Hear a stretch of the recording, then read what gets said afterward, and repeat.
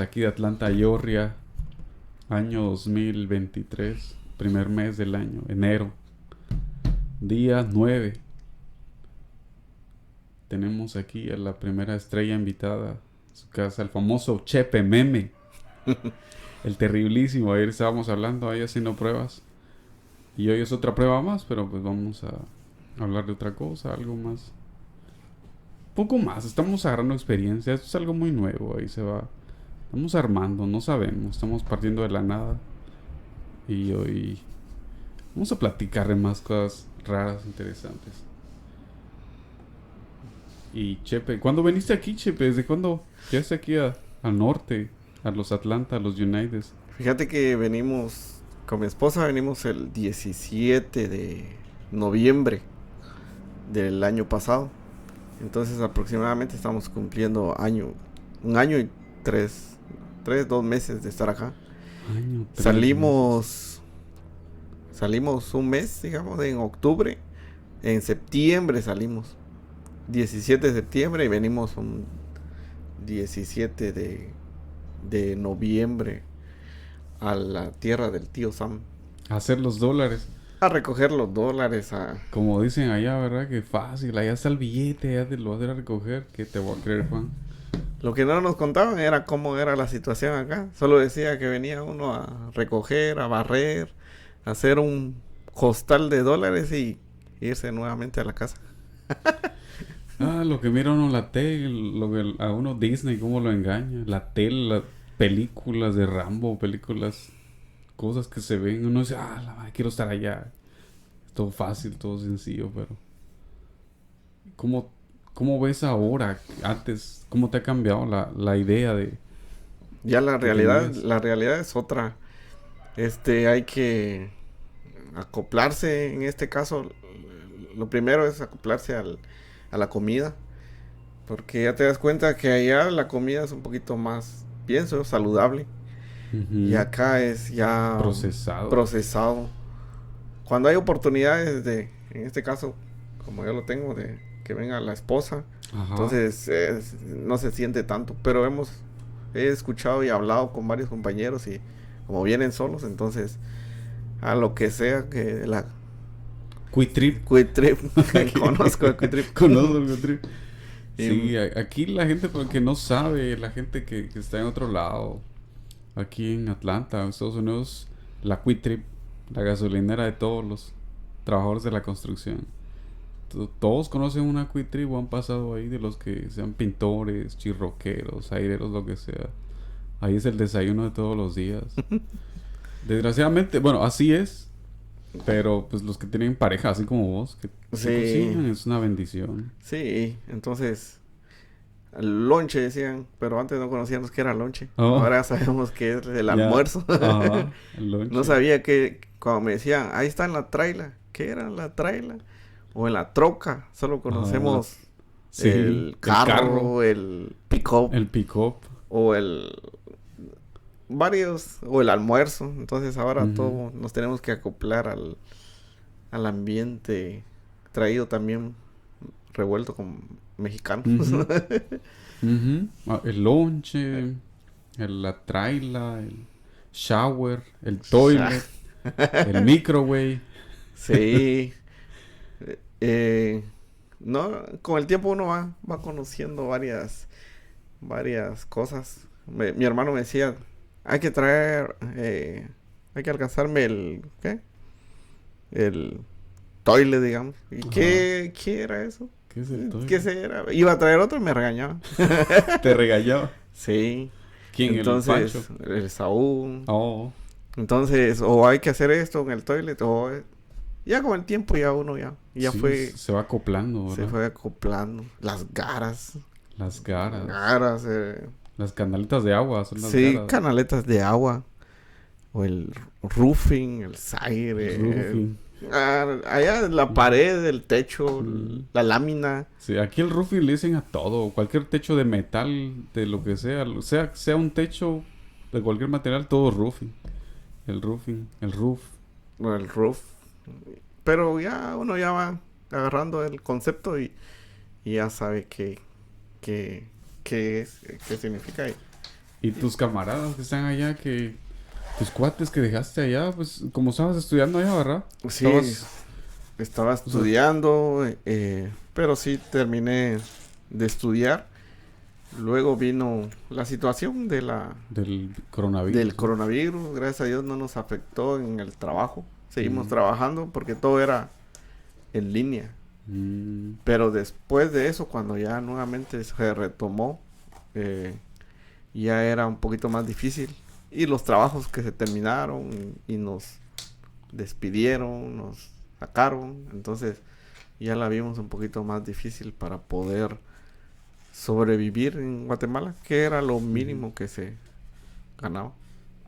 Imagínate vos que tenés como una carrera, algo que te avale, algo que te ayude, algo de donde agarrarte, pero gente que no tenía, o sea, gente que estaba viviendo al día, esa gente yo creo que sí la vieron más difícil. Sí, ellos tuvieron que buscar a lo que sea. Ya algunos se iban al campo, otros buscaban. Me acuerdo que una vez un compañero dijo que iba a ir al Molonga. ¿Y a qué? A carrear bultos de verduras, porque lo habían despedido. ¿De qué trabajaba? Entonces él trabajaba en oficina, pero como se terminó todo, entonces ya no tenían dónde los ingresos y solo eso se había dedicado. ¿Y para dónde? ¿Para dónde?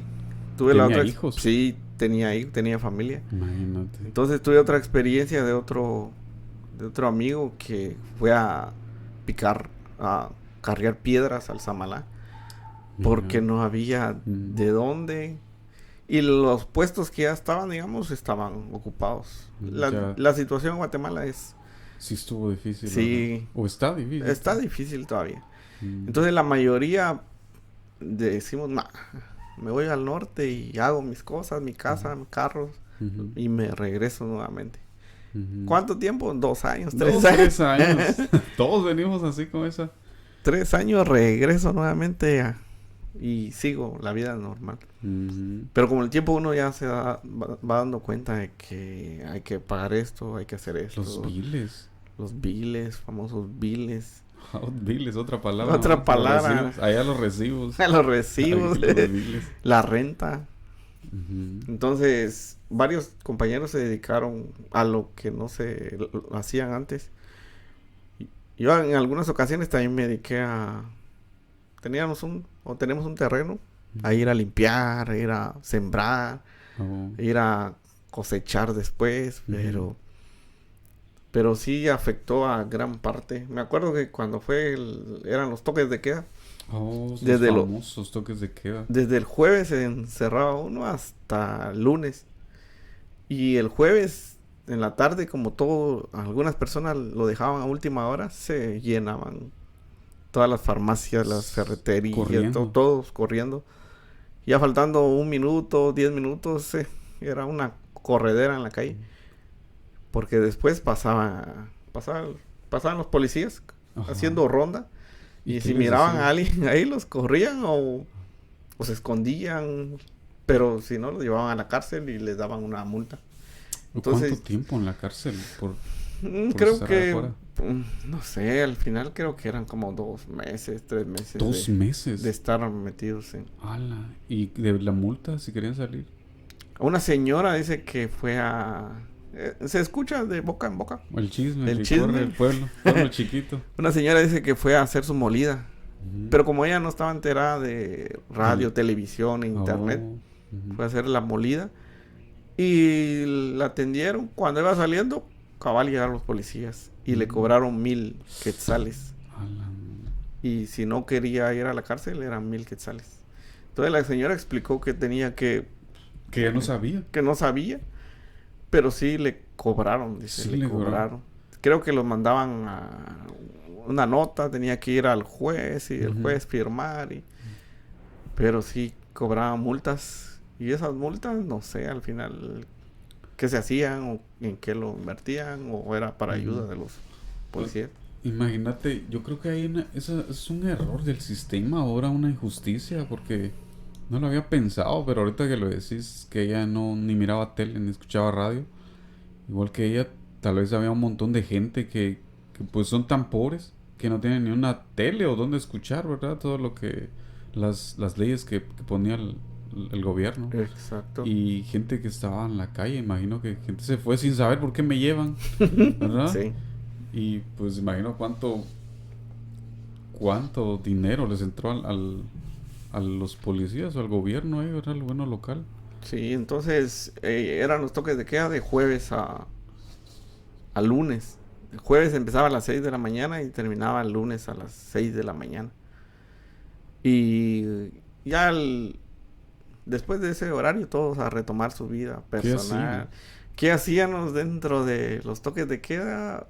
Como en ese momento creo que las familias se unieron más. Porque ya todos no se miraban, no se miraban. En los trabajos también eran obligatorios algunos trabajos, ya no ir, sino que solo en línea. Entonces tenían el tiempo necesario para poder atender a sus hijos, a su familia. En nuestro caso, ahí estaban mis papás en la casa.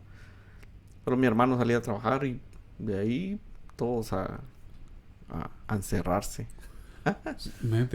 Ese era un lado, bueno, fue un lado bueno, supongo yo, ¿verdad? Que mucha gente se unió más porque estaba más en su casa, compartió más, conoció más a sus hijos, a su pareja, ¿no? Cosa que el trabajo a veces no te deja estar jugando con tus hijos o estar ahí en la casa todo el día.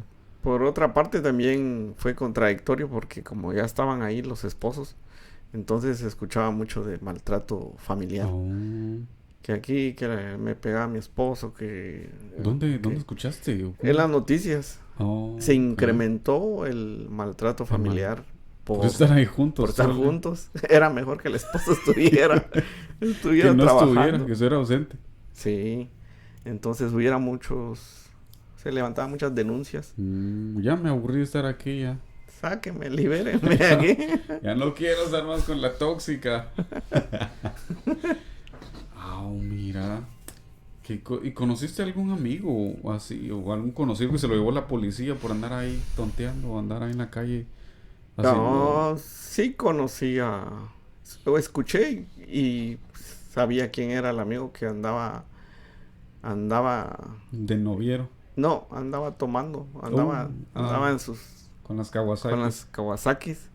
Y cabal no hizo caso y llegó el toque de queda y andaba ahí en la calle como de regreso. Ya andaba bien borracho, bien bolo. Ya andaba bien. Ya ni se acordaba del toque de queda. Ni se acordaba y como que creo que 2 veces lo llevaron al...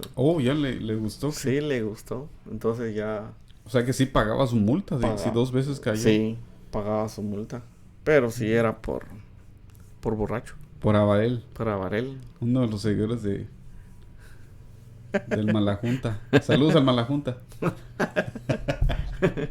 Hay muchos Malajuntas, pero el mayor no se dice. Ya saben quién es el Malajunta. Órales, mira, si estuvo feo eso, ¿verdad? Y entonces, ¿qué hacías en esos días después del jueves de que decían ya todos? Incrementó mucho la mayoría pedían internet en la casa y Netflix. Entonces, sí, para entretenerse, ver películas, comprar en la semana, comprar palomitas, comprar refrescos.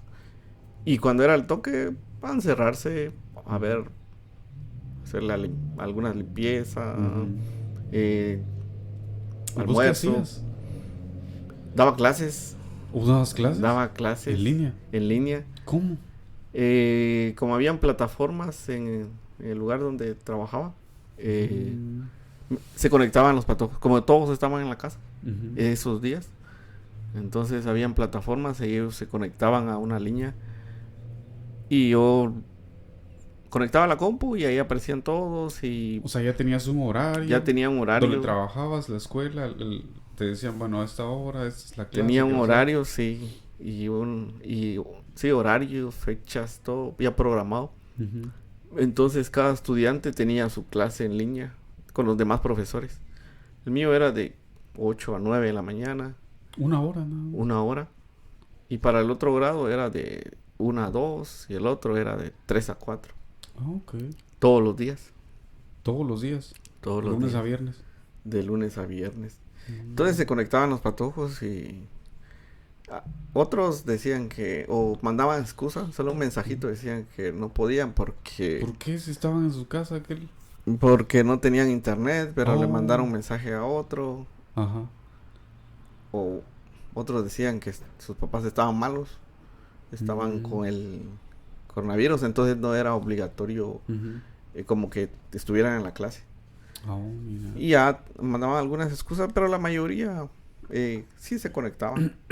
Se conectaban los estudiantes, se les dejaba tareas. Okay. Muy difícil de dar clases por línea porque no es lo mismo, es presencial y estar ahí dentro del salón. Okay. Las preguntas, de veces que preguntaban, muchas veces no. Y las tareas era de ingeniárselas para mandarles tarea. Yo descargaba muchos programas y en los programas ya habían tareas. Mirábamos instalaciones, electricidad. ¿Qué clase de qué les daba? ¿Qué estabas dándoles? Yo daba la clase de dibujo en construcción y eran talleres, más que todo eran talleres y abarcábamos electricidad, fontanería, todo concerniente a hidráulicas, juegos de planos, diseños en 3D, 3D, 2D. Entonces, por medio de la computadora podía realizar los proyectos mientras ellos miraban cómo yo lo manejaba. Después les explicaba cuáles eran los pasos a seguir. Ya teniendo el resumen de toda la clase, ellos empezaban a hacerlo en su casa. Me lo enviaban por la plataforma y yo lo revisaba. Y los punteos asignados ahí en la plataforma. Y les caía a los papás en el teléfono. Sí, el progreso que ellos llevaban. El progreso que ellos tenían. Y ellos, si tenían dudas, sugerencias, solo un mensajito WhatsApp. Y se podía trabajar. Pero, ¿y qué algún papá te dijo? ¿Te dio alguna... ¿Te habló de que esto no está funcionando? ¿O cómo van? O sí, decía que... papá molesto? Hubieron como 2. Y decía que así no está aprendiendo nada mi hijo. De balde estoy pagando. Pero ya eran los patojos que no se dedicaban a hacer las tareas. O muchas veces por las lejanías del lugar donde vivían, no había internet y se perdía una clase. Entonces yo lo que hacía era reforzar, pero ya con el grupo grande ya íbamos más adelante. Y así se podía, como que se atrasaba el progreso con una persona, 2. Entonces los papás llegaban a decir que así no se podía. Mira. Pero y ahorita ¿tenés el contacto con esos chavos? ¿Cómo siguieron? ¿Acabaron su carrera? ¿O qué pasó con ellos? Algunos sí he tenido contactos con ellos. Gracias a Dios la mayoría siguió estudiando una ingeniería civil y algunos una de arquitectura. Se inclinaron a lo que aprendieron y a la carrera. Es la secuencia de la carrera. Siguieron esas carreras en la universidad. Este año, 2023, empiezan presenciales.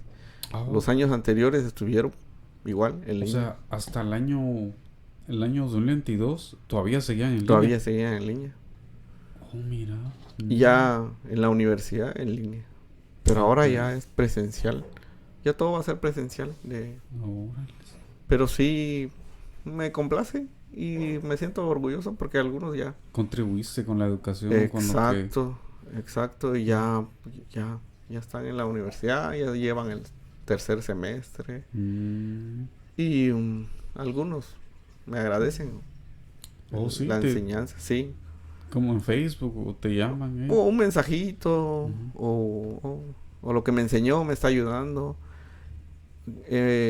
Tuve el contacto con un muchacho y dijo que el programa que le enseñé hizo, no sé, creo que el papá lo contactó a una empresa española y le trabaja a una empresa española haciendo muebles muebles, gabinetes y todo concerniente a la carpintería.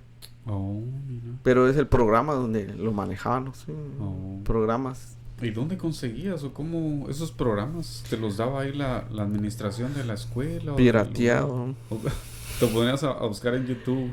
Pirateado. Para acceder a esos programas son europeos.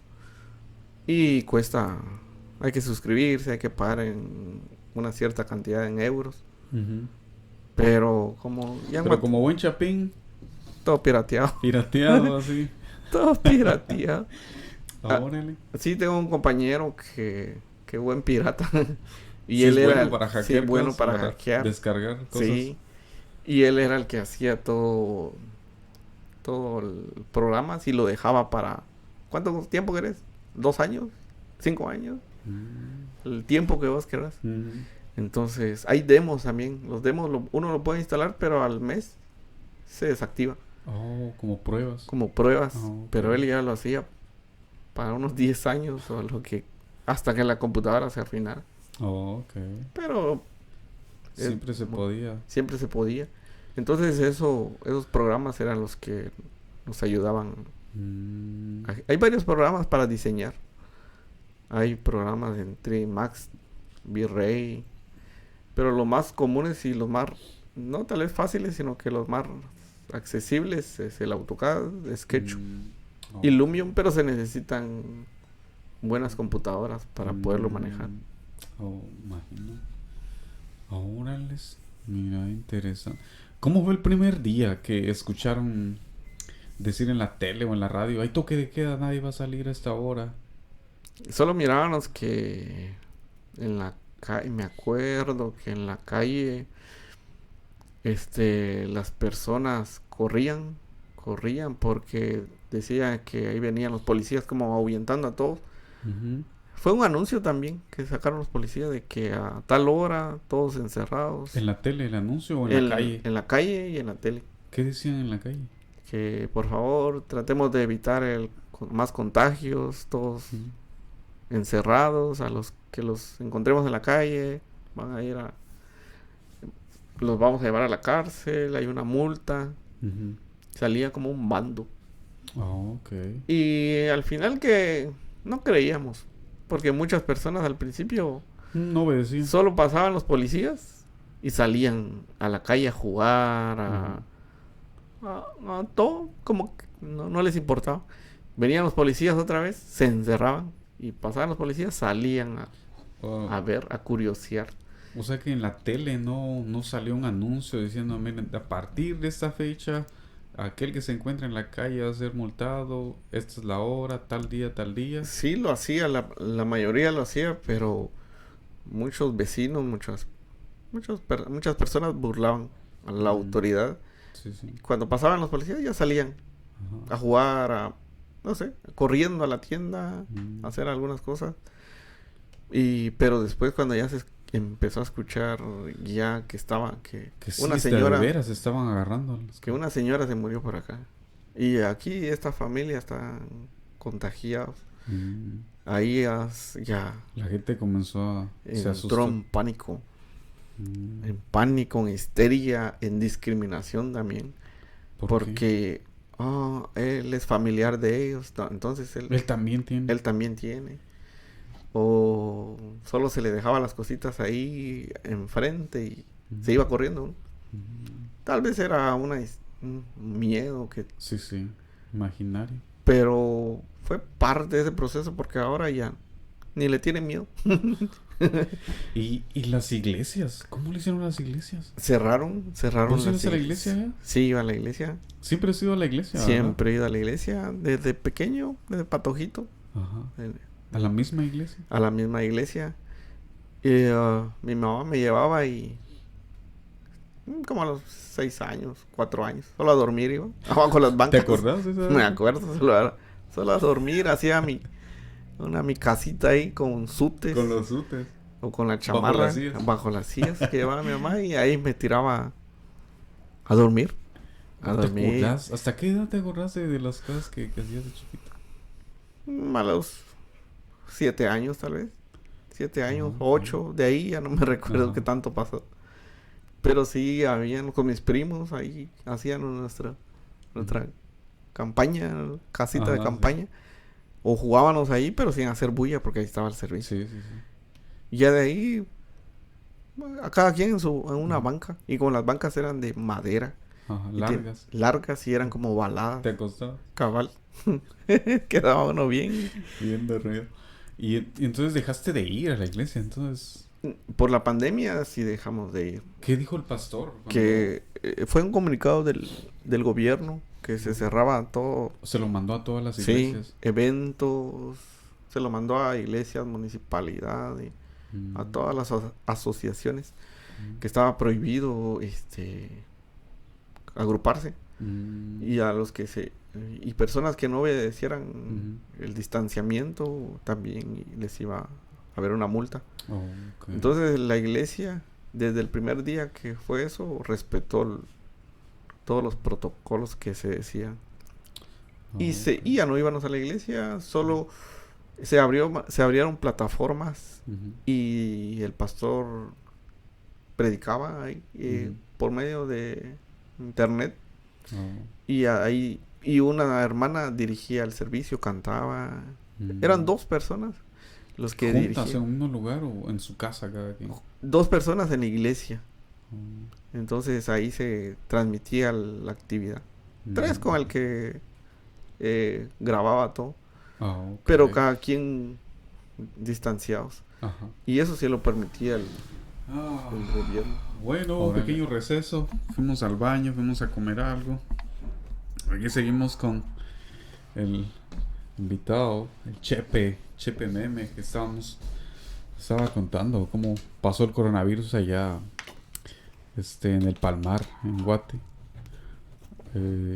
Muchas historias, muchas cosas. Mucha gente lo vivió de manera diferente, pero no nos va a alcanzar a hablar de todo eso. Entonces, él tiene otra anécdota, otra historia, otra vivencia, o sea lo que sea, de la Cruz Roja. Porque muchos de Palmar fueron a la Cruz Roja. Si no, hasta yo estuve un tiempo yendo, pero pues como no me pagaron y no daba para comer, pues dejé de ir. Pero muchos sí hicieron carrera ahí, creo yo, ¿verdad? No sé, ¿vos cuántos años estuviste ahí? Fíjate que yo estuve 4 años. 4 años. Empecé primero a dar capacitaciones en las áreas rurales sobre VIH, salud alimentaria. Íbamos a las comunidades a hacer grupos, hablar con el COCODE y darles información. Y en las comunidades era un poquito bien difícil porque la mayoría trabajaban en el campo y teníamos que acoplarnos al horario de ellos. Trabajaban, regresaban de la milpa, regresaban de cortar café. Ya tarde, tipo 4 de la tarde, y solo llegaban, se bañaban y llegaban a las reuniones. Entonces nuestros horarios eran muy tardes. En el transcurso de la mañana, algunas señoras sí se quedaban en la casa cuidando a los niños. Entonces con ellas podíamos también íbamos a visitarlas, a hablarles, sobre nutrición, sobre cuidados, sobre higiene en este caso. Hay que clorar el agua, hay que hervirla antes de tomar, y si no tiene leña puede tirar un un plástico, puede llenar de agua, puede tirarlo a la lámina. Ahí 3-4 días ¿y se purifica o se purifica por los rayos del sol? Oh, ¿de veras? Mira, ni yo lo sabía. Mucha información que le daban, porque nos orientaban. Pero ¿cómo era? ¿Una botella de agua así normal? 1 litro de agua. ¿Una botella así como esta? Una botella como esa se le quita el empaque de la publicidad. Para que pasen los rayos. Para que pasen los rayos, se colocan en la lámina y ahí agua, pero agua del río, agua de dónde? agua de... Generalmente en las comunidades hay muchos nacimientos. Ah, ok. Y esos nacimientos al 100% no son puras. Puro. ¿Por qué? Porque hay raíces, hay tierra, hay lodo. Entonces, pero ese es el acceso de las personas. Ajá. La mayoría de las personas sacaban el agua del río, de los riachuelos, y lo tomaban así, directamente. Y por eso había muchas enfermedades del estómago, niños diarrea y todo eso. Diarreas. Entonces, hay mucha leña, hay mucho acceso a palos, árboles. Entonces, lo que ellos encontraban, chiribisco se le llama, hacían su fuego y hervían todo el agua. Pero para una forma más fácil era llenar las botellas. Tomaban, tirarlo a la lámina, a la ¿Cuántos teja. días? ¿Cuánto tiempo tenía que pasar antes de poder ser? 3, 4 días. 3, 4 días. Exacto. Pero ¿y si estaba nublado y no salía el sol? Entonces no funcionaba. No funcionaba. Sí, pero generalmente allá en los tiempos de verano está soleado. Está soleado, fuerte el calor. Y se colocaba a los 3, 4 días, podían bajarlo y podían tomarlo. ¿Y en el invierno entonces? En el invierno entonces ya veían lo de la leña, pero la leña tenían que dejarlo entrado por la humedad. Como llueve todos los días, entonces ya podían hacer su fuego. Y muchas personas hacían su pollo, allá se le llama pollo. Y quemaban mucha leña y se ahumaba toda la casa. Y eso traía también consecuencias respiratorias para los niños. Y entonces, eso íbamos a hablar sobre temas también de sexualidad, que era un tabú en esas aldeas. Sí, ¿verdad? La ignorancia, ¿no? La ignorancia, decían las personas, bueno, los hijos que Dios me mande. No hay que hablar de eso porque es del diablo, no cállese. O las patojas, ay, no, chish, y se escondían, huían, no dejaban que alguien le pudiera explicar. Y cuando hacíamos, como llevábamos los preservativos, llevábamos como muestra, digamos, y el uso adecuado para más que todo para una demostración. Ahí ellos o ellas, más que todo ellas se corrían. Sí, estaban como que eso nunca, mi papá como mi mamá, no, eso no hay que hablarlo, eso es pecado. No hay que hablarlo. Y las mamás solo se reían y tampoco no ponían de su parte hacia las hijas. Qué ignorancia, ¿no? Sí, entonces en las comunidades hay muchas familias de 8, 10 sin niños, sin planificar. Entonces el Señor decía, los hijos que Dios me mande. Entonces no había como que una ley o algo que diga, no, hasta este punto tienen que tener niños. Entonces era lo que nosotros hacíamos, íbamos a las comunidades. Y con el tiempo, me fue gustando mucho. ¿Te gustó enseñarle educar a la gente? No era un pago lo que nos daban, sino que era como un incentivo, una cuota por ejemplo, aquí tienen la cuota de su almuerzo y la cuota de su desayuno. Lo que hacíamos nosotros, no comprábamos con esa cuota la comida, sino que llevábamos la comida para no gastarlo. Entonces ya teníamos esa ayuda, eran como 30 quetzales. 30 quetzales 30, por 25 día. No, era por cuota, por desayuno, otros 30 por almuerzo. Entonces ya hacíamos cuentas. O sea, al día entonces, ¿cuánto? 30, 25, como 50 al día, o 70 máximo. Cuando ya nos tardábamos más, entonces ya nos daban para la cena. Pero nosotros lo que hacíamos no era comer o gastar ese dinero. Un sándwich, fruta o mi comida. Entonces eso consumíamos. Y ya era, o sea, como ganar al día, ¿verdad? Como ganar al día. Haciendo lo que te gusta. Haciendo lo que me gusta. Entonces estuve ahí en ese primer grupo Después de eso ya entré al grupo de socorrismo. Okay. Pero antes de entrar al grupo de socorrismo había que recibir capacitaciones. Ujú. Llegaban algunas personas de enfermeros a enseñarnos a cómo inyectar, a cómo... Okay.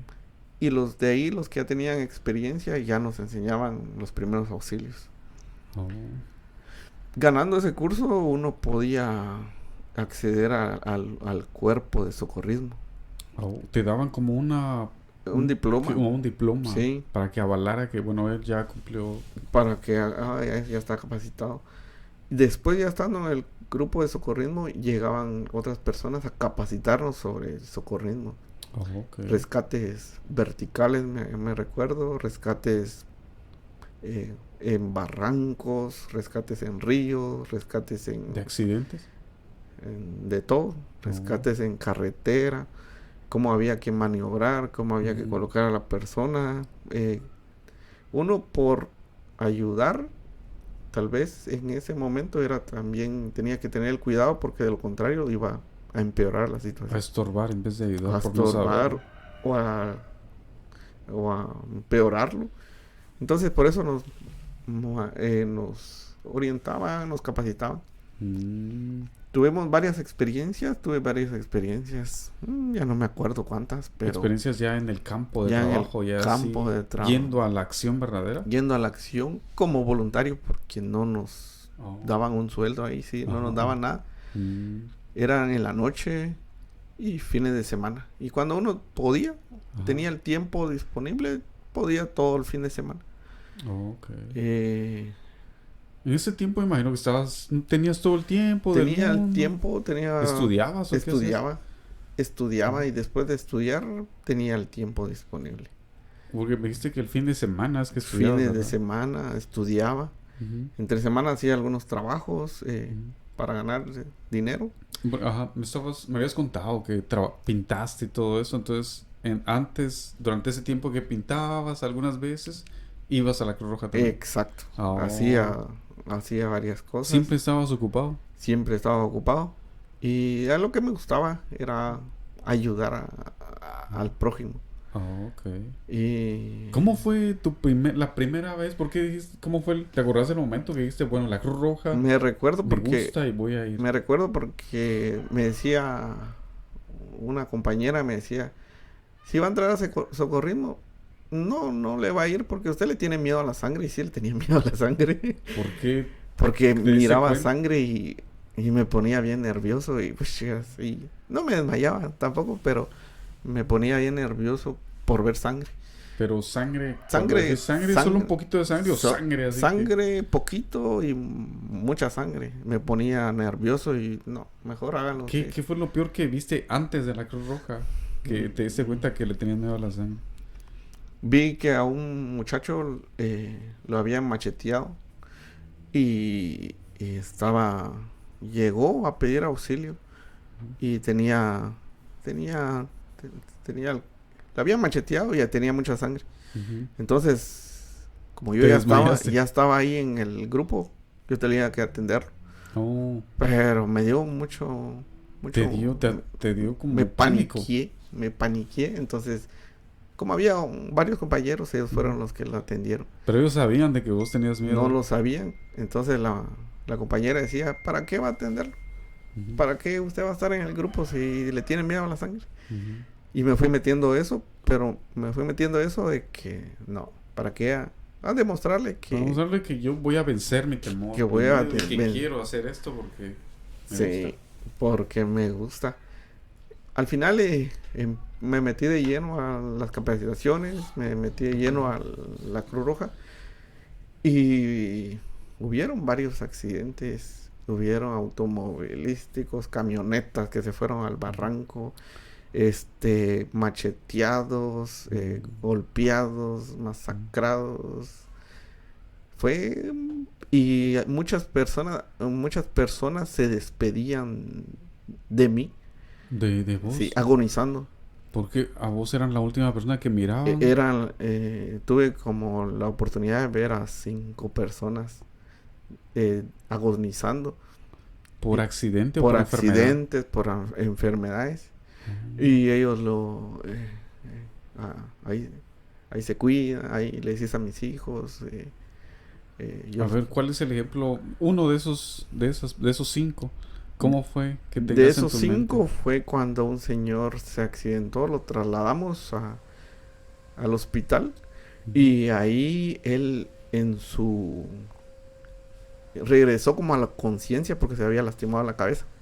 Regresó como a la conciencia y me habló y me miraba a los ojos y me decía que le dijera a sus familiares que se cuidaran, que que se cuidaran, que los iba a recordar, que los quería mucho, que...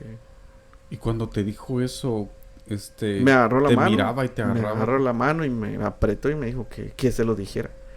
Se lo dijera y fue como el trayecto de la ambulancia, del recorrido. Ajá. Y llegando al hospital, cerró los ojos y Sí. entró como en coma. Okay. De ahí desmayó se desmayó y ahí perdió el conocimiento. perdió el conocimiento, lo entramos y ya no pudo, ya no. Nosotros lo que hicimos fue esperar un momento a que lo atendieran. Cuando ya lo habían atendido y llegaron los familiares, nos fuimos nuevamente ¿Y otra les vez dijiste lo que te dijo él? Así que... como a las 3 horas llamaron y dijeron que había muerto el señor. Pero yo tenía eso en mi mente de decirle a los familiares. En la noche del velorio, cuando allá lo velan, llegué a decirle Oh, ¿no lo dijiste en ese instante? No lo dije en ese instante. ¿Te lo reservaste? Me lo reservé hasta que todo estuviera... Un poquito más bajada las aguas. Sí. Entonces le fui a decir a la señora y se puso a llorar y me agradeció porque fui la última persona. No fue ella, digamos, de la familia, no fueron sus hijos, sino que fue un extraño. Un extraño. Pero a la misma vez el más cercano. Exacto. Entonces fue una experiencia así bien para no olvidar. ¿Y qué le dijiste cuando él te agarró la mano y te dijo lo que te dijo? Que le iba a cumplir lo que él me estaba diciendo, lo que él estaba hablando. Pero yo hablando con él cuando entró en coma, ya no siguió. Entonces yo me quedé y lo acompañé hasta que llegamos al lugar, al hospital. Y en la Cruz Roja, aparte de enseñarte los primeros auxilios, enseñarte a salvar vidas, te enseñan así cómo actuar psicológicamente, imagino, porque es un impacto fuerte. Se fue una cámara. Ponele. Entonces, no, si te enseñan o hay algún psicólogo o alguien que te diga cómo actuar ante cuando alguien así como al que se estaba despidiendo, qué decirle, porque requiere tacto, ¿no? Porque pues esa persona lo último que quiere decir, hay una impotencia de él. Decirle algo. Nos explican, pero ya estando en la realidad es otro asunto, ¿no? Hay muchas emociones. Hay muchas emociones. Lo que sí nos aconsejaban era de que no transmitiéramos como un dolor, miedo, inseguridad, que estuviéramos así tranquilos, en calma, porque era la persona que ya iba a partir, digamos, de este mundo, como a ponernos a llorar ahí con él, sí. Y ¿nunca te dio esa sensación? Nunca, porque también decían que habría que guardar los sentimientos. Hacerlos a un lado. Hacer a un lado los sentimientos, porque iba a ver a alguien, a un bebé, digamos, y se iba a poner a llorar ahí. Ya no iba a actuar. Iba a ver a una señora sangrando. Se iba a desmayar, o iba a llorar, o iba a hacer algo. Entonces los sentimientos teníamos que apartarlo. ¿Y si pudiste lidiar con eso? Sí. Al principio decía... Estabas como que peleabas con vos mismo, supongo, ¿no? Al principio decía, pobres, ¿por qué le pasó esto? Pero después, con las experiencias que tuve, ya... Te volviste más fuerte. Fuerte en ese sentido se quedó abajo un carro.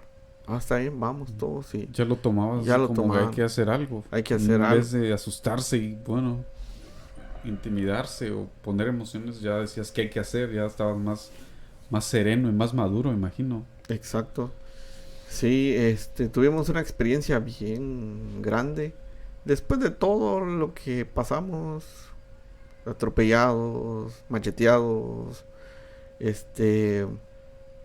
tirados, tuvimos la experiencia de ir a un accidente en la capital de Guatemala, Ajá. Cambrai, donde fuimos a apoyar, a extraer cuerpos de personas.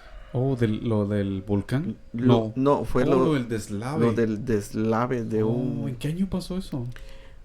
No se me viene a la memoria. 9 años, 10 años creo que han pasado después de eso. Fue como 2000, ¿qué? 2012, 2013. Algo así. 13, ya ¿verdad? ya no se me viene el tiempo de eso. Sí, cierto. Pero sí nos llamaron a ese evento y solo íbamos 5 que habíamos estado constantemente en todo. O sea, escogieron a los que mejor Exacto, a los sabían. los que mejor sabíamos, los que tenían mucha experiencia. ¿Quiénes eran tus amigos ahí en el grupo que estaba con Me recuerdo de Marcelino, una de mi prima, Leslie, Orquídea, otro le dicen Chalu, el Chalu. No, el Alex no estaba ahí. El Alex creo que andaba en otro proyecto, creo. No me acuerdo tanto, pero éramos como 5. Él era uno de los que siempre estaba también Él metido también en eso estaba, de la Roja, ¿verdad? Sí, él estuvo mucho tiempo en otro programa. Pero sí éramos como 5 o 6 personas que estuvimos en esa actividad. ¿Y cómo fue que te enteraste de eso, lo de en la tele o en la Cruz Roja? En la tele. Y como estábamos al pendiente si nos iban a llevar también. Okay. Y quienes eran los seleccionados. Entonces llegamos a las instalaciones. Como siempre llegaron. Como siempre. O les dicen, oigan, estén más atentos ahora, disponibles, porque a cualquier hora puede que... Sí, estaban, sí. Nos hicieron un llamado. Ajá. Para estar disponibles y quienes tenían el tiempo necesario. Era un viernes para regresar un domingo. Entonces, porque también los otros tenían algunas cosas que hacer. Voy a poner este cuadro allá porque como que está entrando mucho la luz allá, solo se te ve la sombra. Ahí está. Sí. Ajá, entonces nos llevaron, pudimos estar en esa emergencia. Empezamos a apoyar a los militares, a los bomberos. ¿A cuánto tiempo está el Palmar? Está de ahí donde yo vivo, está 4 horas. 4 horas. 4 o 3 ¿Yendo horas. para dónde? Es en la capital de Guatemala. Sí, la capital. Okay. De la capital hay unos asentamientos. Ajá, sí. Y esos asentamientos fue donde... Ahí es donde pasó eso. Donde pasó eso. Alguna historia que todavía no se me olvida era de que una señora celebraba el cumpleaños de su abuelo. Ahí en Cambrai. En Cambrai estaban todos reunidos. Reunidos toda la familia, papás, hijos, los nietos del abuelo. Una fiesta familiar. Una fiesta y se le terminó la pizza el cumpleaños. Llegaron muchos al cumpleaños que ya no había pizza. Ajá. Entonces la señora dijo, ahorita vuelvo, agarró su moto. Ajá. Porque arriba estaba la pizzería. Cambrai está como una ladera, está hasta abajo. Sí, sí. Entonces se fue a comprar la pizza, pidió la pizza, venía con la pizza. Cuando iba entrando a la colonia, al asentamiento, ya no vio nada. Es todo oscuro. Increíble, imagino. Y toda la gente gritando y llorando y pidiendo ayuda. Y ella por sus familiares. Al final no la dejaron entrar porque estaba peligroso. Y algunas personas estaban, no pase aquí porque aquí se está cayendo esto o se están quedando enterrados. Perdió como a unos 35 familiares. 35 familiares. Solo ella quedó. La mamá. Solo la mamá. Solo murió Sí. el abuelo, murió el esposo, murieron los hijos, murieron. Sola ella quedó nada más. Solo ella quedó. ¿Y cómo te enteraste de esa historia? ¿O conociste a la persona, a la Porque señora? sí, la conocí porque ella llegaba a pedir información de sus...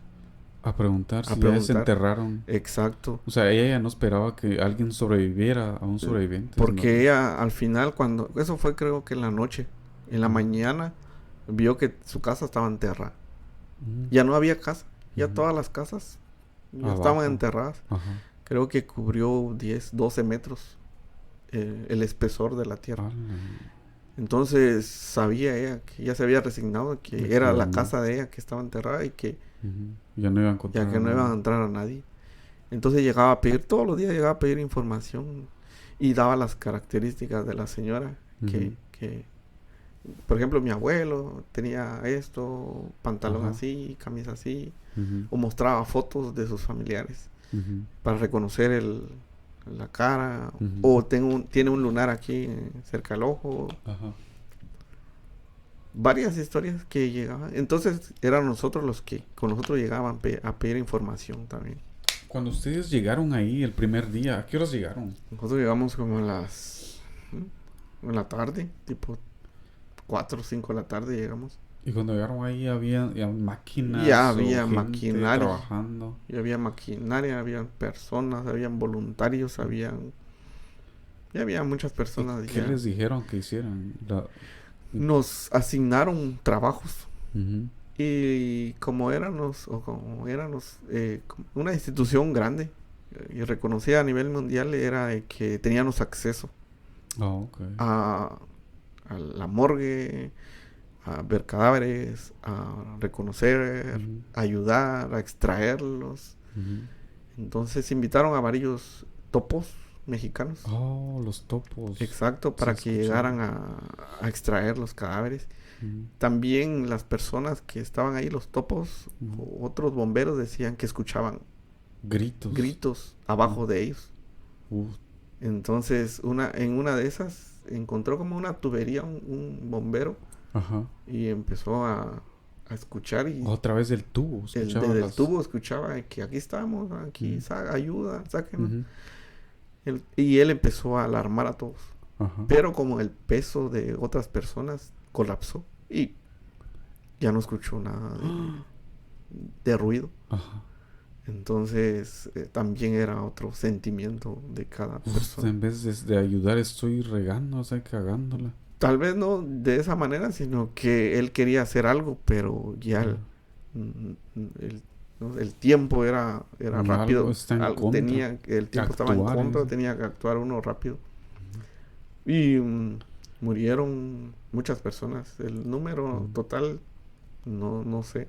Pero a las personas que llevamos, pero ya eran solo cuerpos, tal vez eran como unos 150, que fuimos a extraerlos, sino que los bomberos hacían el trabajo de sacarlos, escarbar. O ellos escarbaban, ¿no? O sea, vos nunca dijeron, bueno, hay que escarbar. No, porque aquí cada quien tenía una labor, algún área asignada. Un área asignada y uno no podía ir a meterse. Exacto. Entonces solo nos entregaban a los cuerpos y nosotros desde ese lugar recorríamos unos 500 metros con el cuerpo hacia una morgue provisional. Llegando a la morgue teníamos que destapar el cuerpo. Lo metían en una bolsa, imagino. Ya venía en bolsas. Tenían que destapar el cuerpo y mi prima la encargada de tomar fotografías. A cabezas, a manos, a cuerpos. ¿Y por qué? Para almacenarlo en la base de datos. En la base de datos. Luego, las personas que llegaban a pedir a los familiares o a pedir información, decían las características. Pantalón azul, lunar aquí. Entonces, ya los que habían tomado fotografías y se dedicaban a buscar todo el almacenaje. Y hacían un croquis de donde lo encontraron. Y al final, que lo más triste, digamos, que vi en ese momento fue que había una niña, una bebé, con la mamá, abrazados. Entonces, estaban durmiendo, me imagino, y la abrigó. Ajá. Y ahí quedó. El cuerpo estaba intacto de los dos. Se habían muerto por asfixia. O sea, no estaban así batallando, viendo cómo salir, o sea, durmiendo, cerraron los ojos. Y ahí quedaron. Entonces nosotros los destapamos y ahí estaban. ¿Qué pensaste? ¿Sentiste que eso, todo lo que viste, los rescates, el desentierro, las personas, los cuerpos, los cadáveres, tanta tristeza y cosas así, cambiaron? ¿Crees que te cambiaron de alguna manera modificaron tu... Sí, modificaron mucho de ver la vida diferente. ¿Te has puesto a pensar en eso alguna vez? En ese momento, como te digo, todo era así como que tenía que ser fuerte, uno fuerte. No hay de otra. No hay de otra. Ver eso y impactaba, pero ya estábamos un poco, ya estábamos acostumbrados. Ya lo habías hecho varias veces. Ya lo había hecho varias veces, pero todo eso fue como almacenándose. Todas esas imágenes, todo lo vivido, fue almacenándose y hasta que hubo un cierto tiempo de que ya no podía estar, no un cierto tiempo, sino que hubo un cierto tiempo donde nos llevaron a sacar todo eso. ¿A sacar todo eso? Sí, un psicólogo, 2 psicólogos llegaron y nos llevaron a la playa. Pero eso fue después de Cambrai. De Cambrai. ¿O después de qué otra cosa? Sí, fue después de... Eso fue lo más fuerte durante tu carrera ahí. Durante la carrera, esa fue lo más fuerte. Y nosotros pensábamos que todo eso, psicólogos pues, solo hablar con nosotros. No es cierto, ¿no? No es cierto. Pero ellos tienen un tips, o han estudiado para eso y saben dónde pegarle el punto a uno. Ajá, saben cómo funciona la mente. Saben cómo funciona, lo hicieron agarren ahí plasticina y vamos a hacer esto, empiecen a formar lo que no se les ha olvidado. Empecé a formar. Y vos sí tenías una imagen que no olvidabas. Tenía la imagen. La de la niña con la mamá. Exacto, pero yo lo formaba, pero ellos no lo sabían. Entonces lo mostrábamos ¿y eso qué será? O solo yo sabía lo que estaba haciendo. Okay, pero no, imagino que no le dabas una forma exacta, ¿verdad? No. Que más o menos la silueta. Sí, la silueta, una bolita, otra bolita, un color, unos bracitos. Entonces yo pensando que solo yo tenía eso. Pero hubieron varios compañeros de ahí del Palmar que también... La misma imagen. La misma... diferente imagen de lo que ellos vivieron. Ajá. Pero también ellos de esa manera podían como que sacar lo que estaba, tenían guardado. Esa imagen en su mente. Sí. ¿Y qué hiciste? El muñeco, la muñequita. Lo guardamos. Todos los muñequitos, la plasticina, lo guardamos en una cajita para poder olvidar, porque tal vez esa imagen nos iba a perturbar. Intranquilidad. Exacto. ¿Podías dormir antes de hacer ese muñequito? Antes de hacer el muñequito no podía dormir tanto. No podía. Me venía a hacer la imagen. Esa imagen imagen. Entonces no podía dormir tanto. Pero ya después de lo que nos llegaron a hacer, la terapia. Digamos. Entonces ya pude estar mejor, ya pude estar bien. Pero sí fue impactante todo ese proceso. ¿Y hablabas así con tus amigos, con la orquídea que andaban en ese grupo, ¿no? La orquídea, los otros. Hablábamos de ese tema, no lo hablábamos porque como que cada quien guardaba. Ajá. Guardaba ese... No era un tema delicado. Okay. Entonces no lo comentábamos tanto. Lo que sí, yo lo platicaba con otros amigos, no de ahí de la institución. Fuera, amigos íntimos de fuera. Exacto, me preguntaban, ¿y cómo fue eso? Y yo les explicaba, ¿cómo que vos hiciste eso o viste eso? Entonces yo ahí me podía desahogar. Y les contabas con detalle. Les contaba con detalle. Muchos de la universidad también o del trabajo no creían. ¿No creían que? No creían que yo había hecho eso. Que habías rescatado, sacado cuerpos y todo eso. Exacto, no lo creían. ¿Por qué? ¿Te creían como muy que que no eras capaz. Que no era capaz, que no me animaba, que algo muy fuerte. Que algo muy fuerte yo había hecho. Entonces, con el tiempo me fueron conociendo y le fui mostrando alguna información donde estaba y estaba en la Cruz Roja. Entonces sí, ya. Algunos sí, a la primera decían sí, sí tenés razón porque he escuchado o han hecho esto.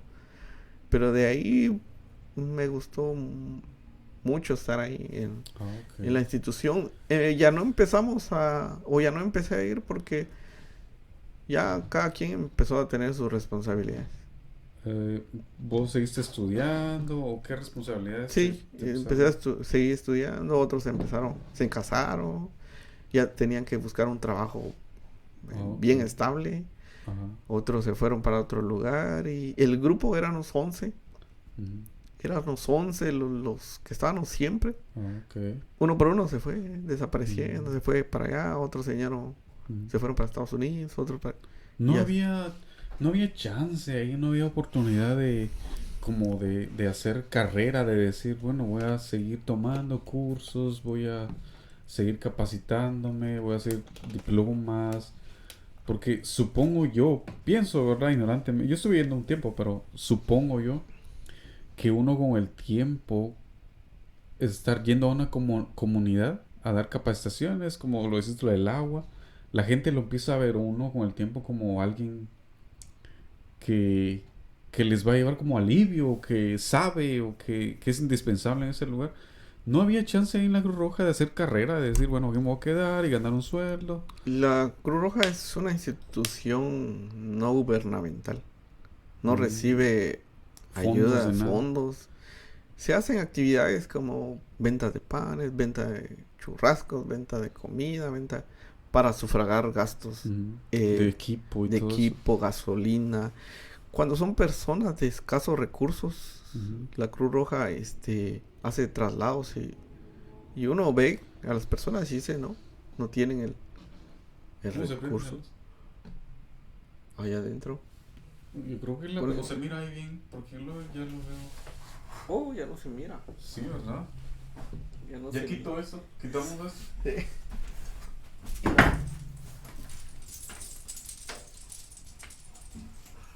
¿Y lo ponemos allá o...? Digo, así para que tape el sol de ahí. O... A ver. Pero ya no, yo miro que no se mira. Si prendo la luz. Ahí está adentro. La luz, a ver si nos va a ayudar. Está aquí.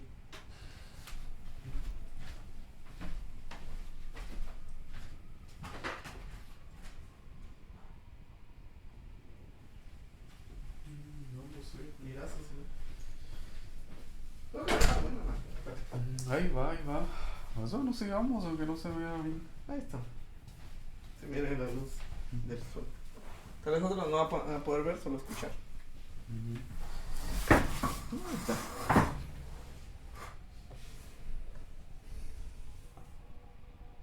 Ajá, ok, decías que la Cruz Roja no recibe de nadie, del gobierno. No recibe ayuda. Pero recibe así de del extranjero. Sí, del extranjero por medio de donaciones. Donaciones de países europeos. Ellos dan un aporte, como un aporte escuchado de jubilación en esos países. Y ellos mandan el porcentaje a la central de Guatemala. Y la central de Guatemala lo distribuye a los diferentes los departamentos y todo. Exacto, eso. donde están establecidas las Cruz Rojas. Entonces, pero los fondos no son suficientes para sufragar automóviles, gastos de gasolina, para pagar el edificio, entonces han hecho un convenio con algunas instituciones para ayudarlos a sufragar algunos gastos, pero en sí no se recibe un aporte directo del gobierno. Por eso que se hacen rifas, se hacen ventas, se hacen... Y con eso, por ejemplo, los viajes, cuando alguna persona o tiene los recursos, ellos dicen, no, yo voy a poner la gasolina. Entonces, solo si no tienen un chofer, viáticos para traslados de emergencia a otros lugares. Entonces ellos ponen la cuota. Sí, sí. Y así es como también sobrevive la institución. Ok. Y ¿cómo, o sea, ya no me dijiste cómo fue tu primer día ahí que fuiste a la Cruz Roja? ¿Qué te llevó ahí? ¿Qué me llevó ahí? ¿Cuántos años tenías? ¿O qué tenías en la mente? ¿Estabas aburrido? ¿O escuchabas que alguien más iba y dijiste, bueno, voy a ver? Habían reuniones de jóvenes. Y decían que ahí se iban a dar primeros auxilios, charlas, decían. Entonces llegó una invitación a la iglesia, me acuerdo. Llegó una invitación a la iglesia, lo hacían como general antes, invitando a la población, iglesias, escuelas, para ir a recibir un curso. Entonces, siempre me ha gustado eso, lo de primeros auxilios.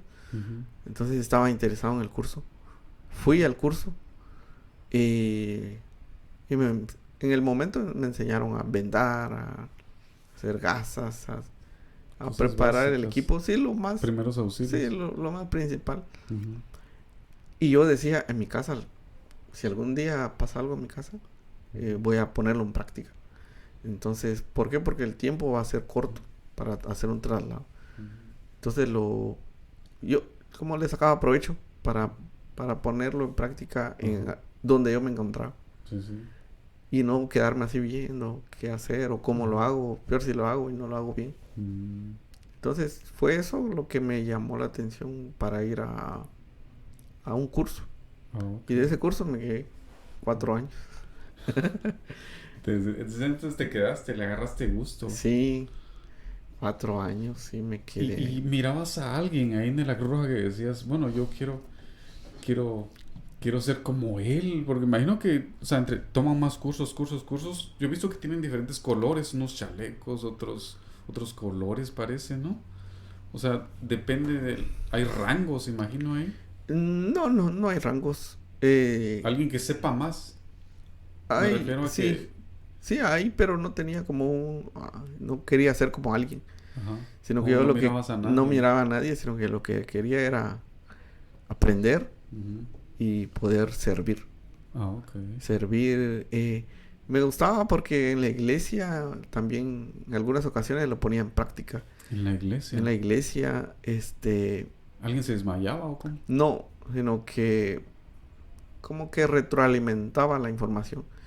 Y en la iglesia iba y le decía, ¿por qué no hacemos cursos aquí? O yo les enseño a vendar. Querías como o sea, meter todo ese conocimiento y utilizarlo, ponerlo en práctica con la gente Exacto. que convivías en la iglesia. Entonces, está bien. ¿Y cómo se hace? Y pónganse. Y empezaba con lo que yo tenía. Entonces, si quieren más información, tal vez, ¿por qué no invitamos a alguien al grupo de la Cruz Roja? Entonces, ya invitaba al grupo y ya me incluía yo también. Porque yo formaba parte de... Entonces, era bonito. Una actividad, o sea, una actividad, bueno, ¿no? Algo bueno. Y no era de ir a buscar, tengo que tener esto, tener el otro material para poder ayudar a alguien, sino que con los recursos que hubiera, simplemente teniendo cuidado. Las ganas y el deseo, ¿no? Exacto. ¿Y tus papás? ¿Qué te decían durante ese tiempo que estabas ahí? ¿Sí les decías, bueno, voy a ir a la Cruz Roja? Sí, solo me decían que tuviera cuidado. Porque viajaba en las noches, hacía turnos. Tuviera cuidado y que estuviera prevenido ante todo.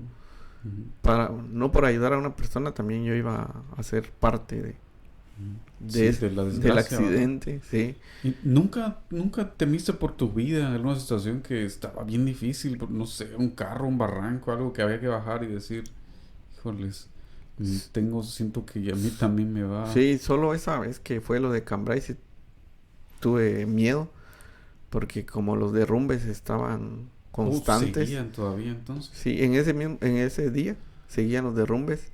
Entonces no quería quedarme en la parte de abajo. Quería estar como en el pueblo, digamos.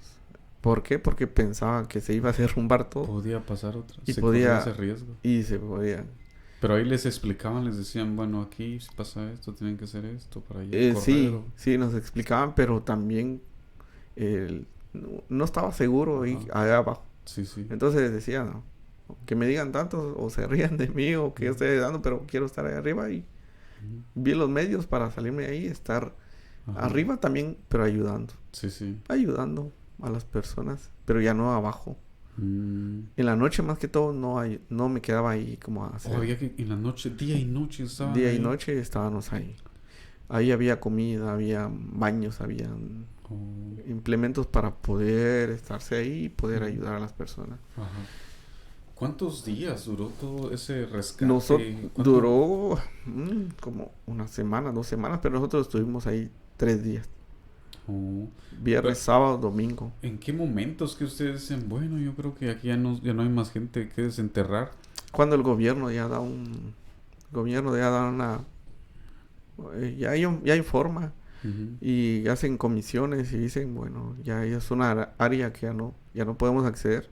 Entonces la clausuramos porque ya pasaron las 72 horas, ya pasaron 2 días, ya pasaron 3 días, entonces la sobrevivencia debajo de la tierra ya no era...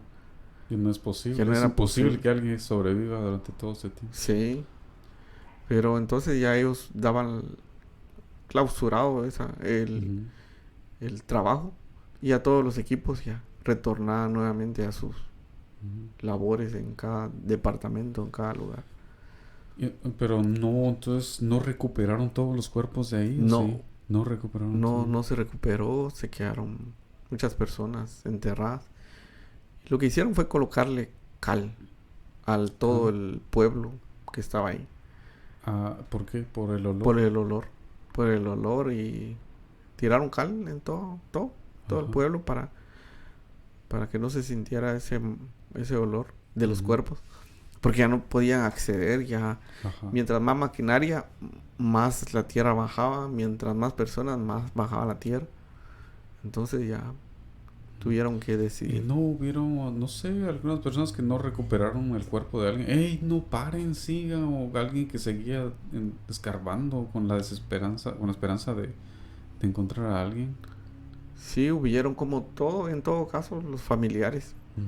Pero también ellos, o las personas que estaban ahí, o los militares y policías, velaban también por la vida de las personas que hacían eso, porque se estaba metiendo en un área riesgosa. Y en cualquier momento podía pasar algo y empeorar la situación. Y para rescatar a una persona, tal vez iban a llegar otros 50 y iba a suceder lo mismo. Exacto. Entonces se clausuró y se dejó ese lugar vacío por siempre. Y entonces, ¿y ahora qué es ahí? ¿Qué hicieron? Ese lugar lo clausuraron, lo prohibieron y casas de todo el pueblo, creo que una cuarta parte quedó todavía.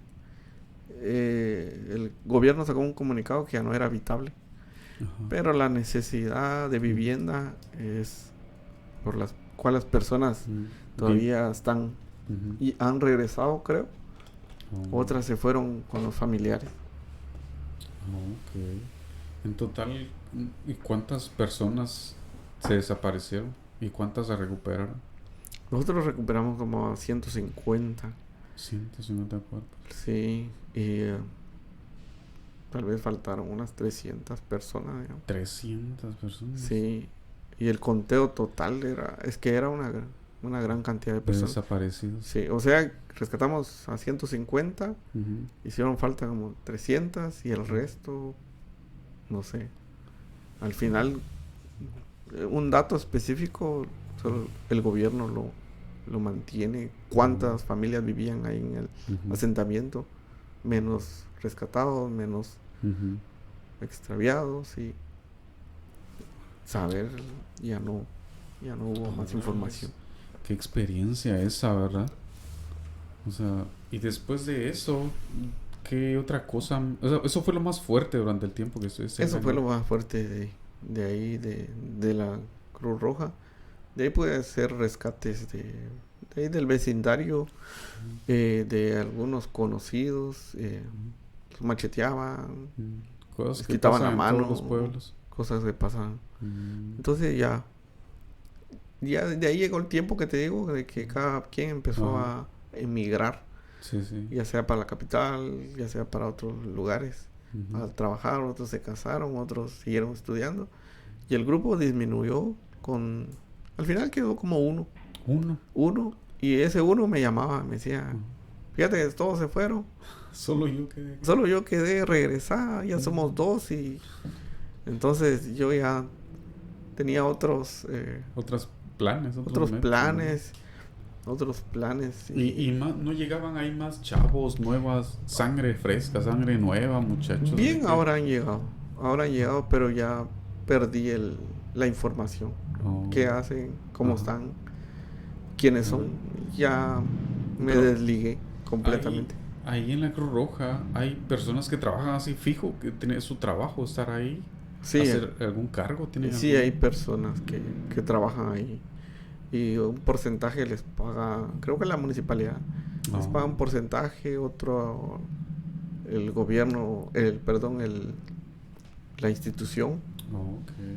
Y no sé al final cuánto será el pago, pero sí, son como 3 personas que trabajan. El resto, puro voluntariado. Puros voluntarios. Puro voluntariado. Órales. Y las capacitaciones que les daban ahí, así de lo del agua, planificación, ¿quién se las daba o de dónde venían? De la capital. Llegaban varios señores que ya tenían años de estar trabajando. Nos daban esa información. Llegaban algunos psicólogos, algunos tenían alguna profesión, digamos, y también tenían esos puestos. Y ellos llegaban cada 2 meses, a cada 4 meses a darnos la información.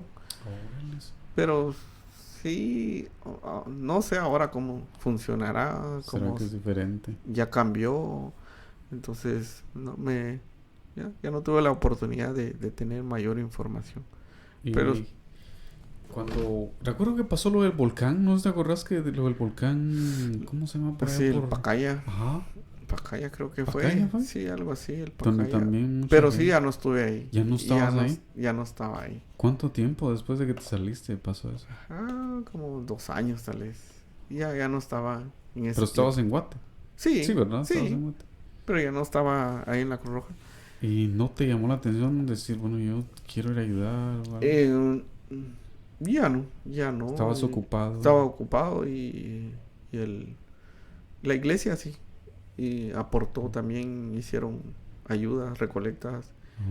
Y fueron a ver a las personas. Pero tenía la oportunidad de ir en la iglesia, pero no sé qué. Estaba muy ocupado, entonces no pude ir por la Cruz Roja ni por la iglesia. Entonces ya no. Solo lo vi por televisión. Órales. Sí estuvo fuerte eso. Sí. Calcinados quedaron así por la... No, fue lava, ¿no? Sí, fue lava. Oh, mira, qué experiencia de vida esa. Si no hubiera sido a la Cruz Roja durante... ¿Cuántos años estuviste? 4 años. En esos 4 años. Si no hubiera sido ahí, ¿qué hubiera sido la otra posibilidad de... ¿Qué hubieras hecho en ese tiempo? ¿Cómo te miraste? ¿Te has imaginado alguna vez si no hubiera hecho esto? ¿Hubieras estado en otro lado? ¿O trabajado? Trabajando. O sea, también trabajaba, pero como estaba en ese tiempo, estaba estudiando. Entonces tenía todavía el tiempo para ir a la Cruz Roja. Pero me dediqué después exclusivamente ya a trabajar. Dando clases. Entonces ya a los 6, 7 años que estuve dando clases ya se absorbieron todo.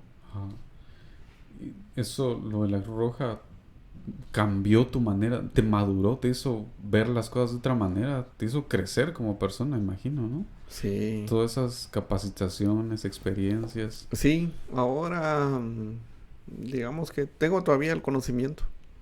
Puedo ver y manipular a alguna persona. O saber, por ejemplo, alguien en el trabajo que pueda accidentarse. Que le pase algo. Sí, o no lo toquen, o yo voy a hacer esto. O tuve la experiencia cuando estuve haciendo mis prácticas para prácticas supervisadas de la universidad, cuando es el último año. Un señor se cayó de un segundo piso y cayó hasta lo más profundo, pero cayó como en tierra, en un volcán de tierra. Se lastimó la columna, se lastimó la costilla y nadie podía hacer nada. ¿Estabas ahí cuando pasó todo eso? ¿O te llamaron? Me llamaron porque yo también di mis referencias cuando entré a hacer mis prácticas. Que tenías conocimiento. Que tenía conocimiento. Entonces, de 400 o 600 personas, nadie sabía qué hacer. Nadie sabía qué hacer. Entonces me llamaron. Llamen al ingeniero. Arquitecto. Al arquitecto. ¿Dónde está el arqui? Está allá viendo Facebook. Me llamaron y fui a auxiliar a esa persona, a un señor ya de avanzada. Hoy estaba grande. Sí, y como no había en esa empresa, no tenían los elementos para cubrir esa emergencia. Un botiquín no tenía. Pero no estaba completo, no tenía solo algunas gasas o algo. Curitas. Y alcohol que se lo habían tomado los trabajadores en un día de... Pero tuve que ver con chalecos de las mismas personas. ¿Chalecos? Sí, con sus chalecos fluorescentes. ¿Qué hiciste? Con tablas que estaban ahí parqueadas. Lo inmovilicé, amarré al señor para que no pudiera... ¿Y cómo? Y a ver, por ejemplo, ¿cómo determinaste cuando llegaste ahí? ¿El señor estaba acostado, estaba consciente? Primero lo evalué. Hay que evaluarlo. Todos estaban, imagino, alrededor. Sí, alrededor. Hay que evaluarlo desde la cabeza hasta los pies. Si no ha defecado. Cuando ha defecado es que él ya tiene un síntoma de dislocamiento de la columna. O sea, ya no tiene control de... Ya no tiene control o ya se ha orinado. Entonces hay que evaluarlo si no tiene hematomas o el golpe fue interno. Si solo tiene rojo, morado. Entonces hay que verlo, chequearlo. O si siente dolores. Aquí me duele en el brazo, me duele aquí. Primero hay que hacer eso antes de empezar a maniobrar. ¿Y eso fue lo que le revisaste? ¿Le hablaste? Sí, estaba consciente. Entonces... decía que le dolía mucho la columna. Ya no podía levantarse. Y todas las personas querían levantarlo y llevarlo. Nadie lo tocó. Y nadie lo tocó. Entonces les empecé a prestarle los chalecos. Y había unas tablas ahí. Lo coloqué en las tablas. Lo maniobré con la ayuda de otras personas. Porque la mayoría viendo, pero otros ayudaron. Y lo amarré bien. Y había que sacarlo desde el sótano hasta... en escaleras, había que subir. Escaleras, gradas, mucho hierro entre el hierro. Habían espacios de 40 centímetros o 2 pies. Ahora 2 pies. Y no pasaba la persona así como que así horizontal. Habíamos que colocarlo. ¿De lado? De lado. Híjole, sí. De lado y se iba así de lado y como iba bien amarrado. Y buen amarre ahí de los chalecos. Y lo inmovilicé también del cuello. Entonces con un cartón y unas gorras de los señores. Como siempre los albañiles tienen gorra y casco. Entonces les pedí la gorra y lo trasladamos hasta la puerta principal del centro comercial. De ahí llegaron los bomberos. Pero ya lo había sacado. Ya lo habían sacado. Hecho parte del trabajo. Parte del trabajo. Entonces llevaron al señor y creo que después lo indemnizaron la empresa y todo porque ya no pudo trabajar por lo que se había hecho. Pero quedó inválido. ¿Qué pasó? Sí, quedó inválido. Creo que sí quedó inválido porque se había... Creo que sí. Pero sí la empresa se hizo... Sí, se hizo responsable de todos los gastos. Pero sí fue parte de lo que tenía en mente y y me ha servido. O me sirvió en ese momento. Y cuando los bomberos llegaron, te dijeron, hey, ¿quién lo sacó? O ellos ya sabían No. que alguien que sí No. sabe lo había sacado. No. Solo llegaron, no preguntaron, porque vieron que ya estaba bien el trabajo. Oh, okay. Que ya estaba bien amarrado. Sí, ¿verdad? Lo Solo que se ve no se pregunta. Sí. Y como en ese momento no estaban averiguando, Ujú. solo lo trasladaron. Entonces, fue parte de lo que aprendí. O sea, sí te ha servido. Me ha servido. Y aparte de eso, ¿alguna experiencia así que todo ese conocimiento de la Cruz Roja te sirvió? En mi casa, mi mamá se cayó de las gradas. Sí. Y mis hermanos lo querían levantar. Así. Sí. Levantarla así, sí. Pero igual la empecé a evaluar y esto y el otro. Sí tenía fracturas en la cabeza. Como se cayó de las gradas. Ajá. Pero al final, no, gracias a Dios no tuvo nada. Pero sí le hicimos un chequeo de la cabeza. Pero salió muy bien.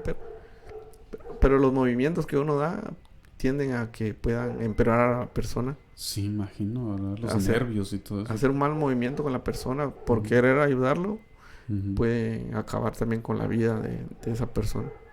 Sí, cierto, qué delicado, importante saber eso. Ok, mi Chepe, bueno, pues le vamos a cortar aquí. Síganos, por favor, a la próxima. Vamos a entrevistar aquí al carnal de Mr. Chepe. Por favor, síganos y den like. Eso nos va a ayudar para empezar a crecer y seguir con este proyecto que ojalá que crezca. Estamos apenas comenzando. Este fue el primer episodio y vamos a seguir buscando a más paisanos para entrevistarlos, que todos tienen historias y conocimientos bien interesantes que son tesoros ocultos. Gracias por vernos.